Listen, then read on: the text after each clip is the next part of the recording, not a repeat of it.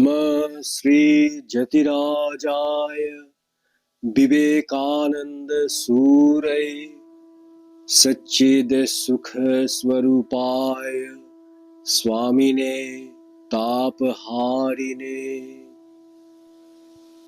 স্বামী শিষ্য সংবাদ পর্ব ১৩। স্থান বেলুড় ভাড়াটিয়া মঠ বাটি। কাল ফেব্রুয়ারি 1898। বেলুড়ে গঙ্গা তীরে শ্রীযুক্ত নীলাম্বর মুখোপাধ্যায়ের বাগানবাটি ভাড়া করিয়া আলমবাজার হইতে ওই স্থানে মঠ উঠাইয়া আনা হইয়াছে। সেবার ওই বাগানেই শ্রীরামকৃষ্ণের জন্মতিথি পূজাও হয়। স্বামীজি নীলাম্বরবাবুর বাগানেই অবস্থান করিতেছিলেন। জন্মতিথি পূজায় সেবার বিপুল আয়োজন। স্বামীজির আদেশ মতো ঠাকুরঘর পরিপাটি দ্রব্যসম্ভারে পরিপূর্ণ। স্বামীজি সেদিন স্বয়ং সকল বিষয়ের তত্ত্বাবধান করিয়া বেড়াইতেছিলেন। পূজার তত্ত্বাবধান শেষ করিয়া স্বামীজি শিষ্যকে বলিলেন, পইতে এনেছিস তো? শিষ্য, আজ্ঞে হাঁ, আপনার আদেশ মতো সব প্রস্তুত, কিন্তু এত পৈতার জোগাড় কেন বুঝিতেছি না। স্বামীজি, দ্বিজাতি মাত্রেরই উপনয়ন সংস্কারে অধিকার আছে। বেদ স্বয়ং তার প্রমাণস্থল। আজ ঠাকুরের জন্মদিনে যারা আসবে তাদের সকলকে পৈতে পরিয়ে দেব। এরা সব ব্রাত্য পতিত হয়ে গেছে। শাস্ত্র বলে প্রায়শ্চিত্ত করলেই ব্রাত্য আবার উপনয়ন সংস্কারের অধিকারী হয়। আজ ঠাকুরের শুভ জন্মতিথি, সকলেই তাঁর নাম নিয়ে শুদ্ধ হবে। তাই আজ সমাগত ভক্তমণ্ডলীকে পইতে পড়াতে হবে, বুঝলি? শিষ্য, আমি আপনার আদেশ মতো অনেকগুলি পৈতা সংগ্রহ করিয়া আনিয়াছি। পূজান্তে আপনার অনুমতি অনুসারে সমাগত ভক্তগণকে ওইগুলি পড়াইয়া দিব। স্বামীজি, ব্রাহ্মণেতর ভক্তদিগকে এরূপ গায়ত্রী মন্ত্র। এখানে শিষ্যকে ক্ষত্রিয়াদি দ্বিজাতির গায়ত্রী মন্ত্র বলিয়া দিলেন। দিবি।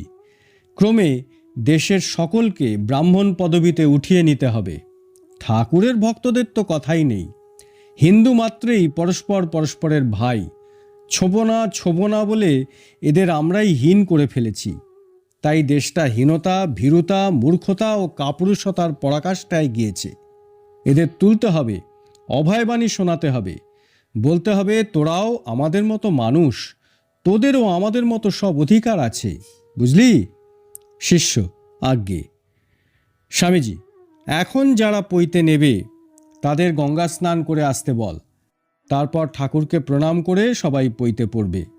স্বামীজির আদেশ মতো সমাগত প্রায় 40-50 জন ভক্ত ক্রমে গঙ্গা স্নান করিয়া আসিয়া শিষ্যের নিকট গায়ত্রী মন্ত্র লইয়া পৈতা পড়িতে লাগিল। মঠে হুলস্থুল। পৈতা পড়িয়া ভক্তগণ আবার ঠাকুরকে প্রণাম করিল এবং স্বামীজির পাদপদ্মে প্রণত হইল। তাহাদিগকে দেখিয়া স্বামীজির মুখারবিন্দ যেন শতগুণে প্রফুল্ল হইল। ইহার কিছু পরেই শ্রীযুক্ত গিরিশচন্দ্র ঘোষ মহাশয় মঠে উপস্থিত হইলেন। এইবার স্বামীজির আদেশে সঙ্গীতের উদ্যোগ হইতে লাগিল এবং মঠের সন্ন্যাসীরা আজ স্বামীজিকে মনের সাধে যোগী সাজাইলেন। তাহার কর্ণে শঙ্খের কুণ্ডল, সর্বাঙ্গে কর্পূর ধবল পবিত্র বিভূতি, মস্তকে আপাদলম্বিত জটাভার, বাম হস্তে ত্রিশূল, উভয় বাহুতে রুদ্রাক্ষ বলায়, গলে আজানুলম্বিত ত্রিবলীকৃত বড় রুদ্রাক্ষ মালা প্রভৃতি দেওয়া হইল। এইবার স্বামীজি পশ্চিমাস্যে মুক্ত পদ্মাসনে বসিয়া কুজন্তং রাম রামেতি স্তবটি মধুর স্বরে উচ্চারণ করিতে এবং স্তবান্তে কেবল রাম রাম শ্রীরাম রাম এই কথা পুনঃ পুনঃ উচ্চারণ করিতে লাগিলেন। স্বামীজির অর্ধনিমিলিত নেত্র, হস্তে তানপুরায় সুর বাজিতেছে। রাম রাম শ্রীরাম রাম ধ্বনি ভিন্ন মঠে কিছুক্ষণ অন্য কিছুই আর শোনা গেল না। এইরূপে প্রায় অর্ধাধিক ঘণ্টা কাটিয়া গেল। তখনও কাহারও মুখে অন্য কোনো কথা নাই। স্বামীজির কণ্ঠ নিঃসৃত রাম নাম সুধা পান করিয়া সকলেই আজ মাতোয়ারা। রাম নাম কীর্তনান্তে স্বামীজি পূর্বের ন্যায় নেশার ঘোরেই গাহিতে লাগিলেন, সীতাপতি রামচন্দ্র রঘুপতি রঘুরাই। স্বামী শারদানন্দ একরূপ অরূপ নাম বরণ গানটি গাহিলেন। মৃদঙ্গের স্নিগ্ধ গম্ভীর নির্ঘোষে গঙ্গা যেন উথলিয়া উঠিল এবং স্বামী শারদানন্দের সুকণ্ঠ ও সঙ্গে সঙ্গে মধুর আলাপে গৃহ ছাইয়া ফেলিল। তৎপর শ্রীরামকৃষ্ণদেব যে সকল গান গাহিতেন ক্রমে সেগুলি গীত হইতে লাগিল। এইবার স্বামীজি সহসা নিজের বেশভূষা খুলিয়া গিরিশবাবুকে সাদরে ওই সকল পড়াইয়া সাজাইতে লাগিলেন। নিজ হস্তে গিরিশবাবুর বিশাল দেহে ভস্ম মাখাইয়া কর্ণে কুণ্ডল, মস্তকে জটাভার, কণ্ঠে রুদ্রাক্ষ ও বাহুতে রুদ্রাক্ষ বলয় দিতে লাগিলেন। গিরিশবাবু সে শয্যায় যেন আর এক মূর্তি হইয়া দাঁড়াইলেন। দেখিয়া ভক্তগণ অবাক হইয়া গেল। অনন্তর স্বামীজি বলিলেন, পরমহংসদেব বলতেন ইনি ভৈরবের অবতার, আমাদের সঙ্গে এর কোনো প্রভেদ নেই। গিরিশবাবু নির্বাক হইয়া বসিয়া রহিলেন। তাহার সন্ন্যাসী গুরুভ্রাতারা তাহাকে আজ যেরূপ সাজে সাজাইতে চাহেন তাহাতেই তিনি রাজি। অবশেষে স্বামীজির আদেশে একখানি গেরুয়া কাপড় আনাইয়া গিরিশবাবুকে পরানো হইল। গিরিশবাবু কোনো আপত্তি করিলেন না। গুরুভ্রাতাদের ইচ্ছায় তিনি আজ অবাধে অঙ্গ ঢালিয়া দিয়াছেন। এইবার স্বামীজি বলিলেন, জিসি, তুমি আজ আমাদের ঠাকুরের কথা শোনাবে, তোরা সব স্থির হয়ে বস। গিরিশবাবুর তখনও মুখে কোনো কথা নাই। যাহার জন্মোৎসবে আজ সকলে মিলিত হইয়াছেন, তাহার লীলা ও তাহার সাক্ষাৎ পার্ষদগণের আনন্দ দর্শন করিয়া তিনি আনন্দে জড়বৎ হইয়াছেন। অবশেষে গিরিশবাবু বলিলেন, দয়াময় ঠাকুরের কথা আমি আর কি বলিব। কাম কাঞ্চন ত্যাগী তোমাদের ন্যায় বাল সন্ন্যাসীদের সঙ্গে যে তিনি এ অধমকে এক আসনে বসিতে অধিকার দিয়াছেন, ইহাতেই তাহার অপার করুণা অনুভব করি। কথাগুলি বলিতে বলিতে গিরিশবাবুর কণ্ঠ রোধ হইয়া আসিল। তিনি অন্য কিছুই আর সেদিন বলিতে পারিলেন না। অনন্তর স্বামীজি কয়েকটি হিন্দি গান গাহিলেন। এই সময় প্রথম পূজা শেষ হওয়ায় ভক্তগণকে জলযোগ করিবার জন্য ডাকা হইল। জলযোগ সাঙ্গ হইবার পর স্বামীজি নিচে বৈঠকখানা ঘরে যাইয়া বসিলেন। সমাগত ভক্তরাও তাহাকে ঘিরিয়া বসিলেন। উপবীতধারী জনৈক গৃহস্থকে সম্বোধন করিয়া স্বামীজি বলিলেন, তোরা হচ্ছিস দ্বিজাতি, বহুকাল থেকে ব্রাত্য হয়ে গেছলি, আজ থেকে আবার দ্বিজাতি হলি। প্রত্যহ গায়ত্রী মন্ত্র অন্তত 100 বার জপবি, বুঝলি? গৃহস্থটি যে আজ্ঞা বলিয়া স্বামীজির আজ্ঞা শিরোধার্য করিলেন।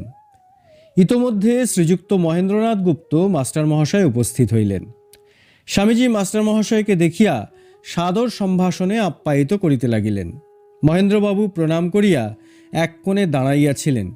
স্বামীজি বারংবার বসিতে বলায় জড়সড়ভাবে এক কোণে উপবিষ্ট হইলেন। স্বামীজি, মাস্টারমশায়, আজ ঠাকুরের জন্মদিন, ঠাকুরের কথা আজ আমাদের কিছু শোনাতে হবে। মাস্টার মহাশয় মৃদুহাস্যে অবনত মস্তক হইয়া রহিলেন। ইতোমধ্যে স্বামী অখণ্ডানন্দ মুর্শিদাবাদ হইতে প্রায় 1.5 মণ ওজনের 2টি পান্তুয়া লইয়া মঠে উপস্থিত হইলেন। অদ্ভুত পান্তুয়া 2টি দেখিতে সকলে ছুটিলেন। অনন্তর স্বামীজি প্রভৃতিকে উহা দেখানো হইলে স্বামীজি বলিলেন, ঠাকুর ঘরে নিয়ে যা। স্বামী অখণ্ডানন্দকে লক্ষ্য করিয়া স্বামীজি শিষ্যকে বলিতে লাগিলেন, দেখছিস কেমন কর্মবীর, ভয় মৃত্যু এসবের জ্ঞান নেই, এক রোখে কর্ম করে যাচ্ছে। বহুজন হিতায় বহুজন সুখায়। শিষ্য, মহাশয়, কত তপস্যার বলে তাহাতে ওই শক্তি আসিয়াছে। স্বামীজি, তপস্যার ফলে শক্তি আসে, আবার পরার্থে কর্ম করলেই তপস্যা করা হয়। কর্মযোগীরা কর্মটাকেই তপস্যার অঙ্গ বলে। তপস্যা করতে করতে যেমন পরহিতেচ্ছা বলবতী হয়ে সাধককে কর্ম করায়, তেমনি আবার পরের জন্য কাজ করতে করতে পরাতপস্যার ফল চিত্তশুদ্ধি ও পরমাত্মার দর্শন লাভ হয়। শিষ্য, কিন্তু মহাশয়, প্রথম হইতে পরের জন্য প্রাণ দিয়া কাজ করিতে কয়জন পারে? মনে ঐরূপ উদারতা আসিবে কেন, যাহাতে জীব আত্মসুখেচ্ছা বলি দিয়া পরার্থে জীবন দিবে। স্বামীজি, তপস্যাতেই বা কয়জনের মন যায়? কামকাঞ্চনের আকর্ষণে কয়জনই বা ভগবান লাভের আকাঙ্ক্ষা করে? তপস্যাও যেমন কঠিন, নিষ্কাম কর্মও সেরূপ। সুতরাং যারা পরহিতে কাজ করে যায় তাদের বিরুদ্ধে তোর কিছু বলার অধিকার নেই। তোর তপস্যা ভালো লাগে, করে যা। আর একজনের কর্ম ভালো লাগে, তাকে তোর নিষেধ করবার কি অধিকার আছে? তুই বুঝি বুঝে রেখেছিস কর্মটা আর তপস্যা নয়? শিষ্য: আগে হাঁ, পূর্বে তপস্যা অর্থে আমি অন্যরূপ বুঝিতাম। স্বামীজি, যেমন সাধন ভজন অভ্যাস করতে করতে একটা রোগ জন্মায়, তেমনি অনিচ্ছা সত্ত্বেও কাজ করতে করতে হৃদয় ক্রমে তাতে ডুবে যায়, ক্রমে পরার্থ কর্মে প্রবৃত্তি হয়। বুঝলি? একবার অনিচ্ছা সত্ত্বেও পরের সেবা করে দেখ না, তপস্যার ফল লাভ হয় কি না। পরার্থে কর্মের ফলে মনের আঁক বাঁক ভেঙে যায় ও মানুষ ক্রমে অকপটে পরহিতে প্রাণ দিতে উন্মুখ হয়। শিষ্য: কিন্তু মহাশয়, পরহিতের প্রয়োজন কি? স্বামীজি: নিজ হিতের জন্য। এই দেহটা যাতে আমি অভিমান করে বসে আছিস, এই দেহটা পরের জন্য উৎসর্গ করেছি, এ কথা ভাবতে গেলে এই আমিত্বটাকেও ভুলে যেতে হয়। অন্তিমে বিদেহ বুদ্ধি আসে। তুই যত একাগ্রতার সহিত পরের ভাবনা ভাববি, ততটা আপনাকে ভুলে যাবি। এইরূপে কর্মে যখন ক্রমে চিত্তশুদ্ধি হয়ে আসবে, তখন তোরই আত্মা সর্বজীবে সর্বঘটে বিরাজমান, এই তত্ত্ব দেখতে পাবি। তাই পরের হিতসাধন হচ্ছে আপনার আত্মার বিকাশের একটা উপায়, একটা পথ। এও জানবি এক প্রকারের ঈশ্বর সাধনা। এরও উদ্দেশ্য হচ্ছে আত্মবিকাশ। জ্ঞান, ভক্তি প্রভৃতি সাধনা দ্বারা যেমন আত্মবিকাশ হয়, পরার্থে কর্ম দ্বারাও ঠিক তাই হয়। শিষ্য: কিন্তু মহাশয়, আমি যদি দিনরাত পরের ভাবনাই ভাবিব, তবে আত্মচিন্তা করিব কখন? একটা বিশেষ ভাব লইয়া পড়িয়া থাকিলে অভাবরূপী আত্মার কিরূপে সাক্ষাৎকার হইবে? স্বামীজি: আত্মজ্ঞান লাভই সকল সাধনার, সকল পথের মুখ্য উদ্দেশ্য। তুই যদি সেবাপর হয়ে ওই কর্মফলে চিত্তশুদ্ধি লাভ করে সর্বজীবকে আত্মবৎ দর্শন করতে পারিস, তো আত্মদর্শনের আর বাকি কি রইল? আত্মদর্শন মানে কি জড়ের মতো এই দেয়ালটা বা এই কাঠখানার মতো হয়ে বসে থাকা? শিষ্য: তাহা না হইলেও সর্ববৃত্তির ও কর্মের নিরোধকেই তো শাস্ত্রে আত্মার স্বস্বরূপাবস্থান বলিয়াছেন। স্বামীজি: শাস্ত্রে যাকে সমাধি বলা হয়েছে, সে অবস্থা তো আর সহজে লাভ হয় না। কদাচিৎ কারো হলেও অধিককাল স্থায়ী হয় না। তখন সে কি নিয়ে থাকবে বল? সেজন্য শাস্ত্রোক্ত অবস্থা লাভের পর সাধক সর্বভূতে আত্মদর্শন করে, অভিন্ন জ্ঞানে সেবাপর হয়ে প্রারব্ধ ক্ষয় করে। এই অবস্থাটাকেই শাস্ত্রকারেরা জীবনমুক্ত অবস্থা বলে গেছেন। শিষ্য: তবেই তো এ কথা দাঁড়াইতেছে মহাশয়, যে জীবন মুক্তির অবস্থা লাভ না করিলে ঠিক ঠিক পরার্থে কাজ করা যায় না।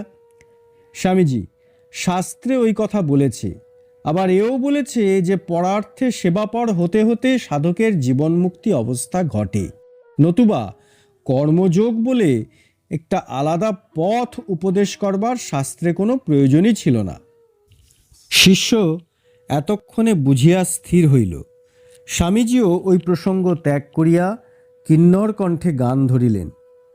দুঃখিনী ব্রাহ্মণী কোলে কে শুয়েছ আলো করে, কে রে ওরে দিগম্বর এসেছ কুটির ঘরে, মরি মরি রূপহেরি নয়ন ফিরাতে নারী, হৃদয় সন্তাপ হারি সাধ ধরি হৃদি পরে, ভূতলে অতুল মণি কে এলিরে জাদুমণি, তাপিতা হেরে অবনী এসেছে কি সকাতরে, ব্যথিতে কি দেখা দিতে গোপনে এসেছ একা, বদনে করুণা মাখা হাসো কাঁদো কার তরে, গিরিশবাবু ও ভক্তেরা সকলে তাহার সঙ্গে সঙ্গে ওই গান গাহিতে লাগিলেন।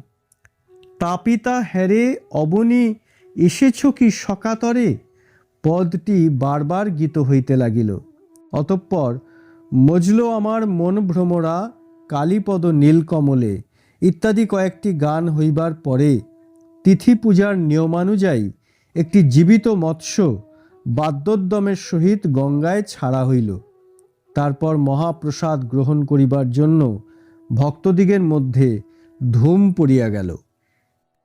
ॐ नित्य शुद्ध बुद्ध मुक्त वेदान्तम्बुज भास्करं नमामि योगकर्तारम् आर्तनाथं वीरेश्वरम्।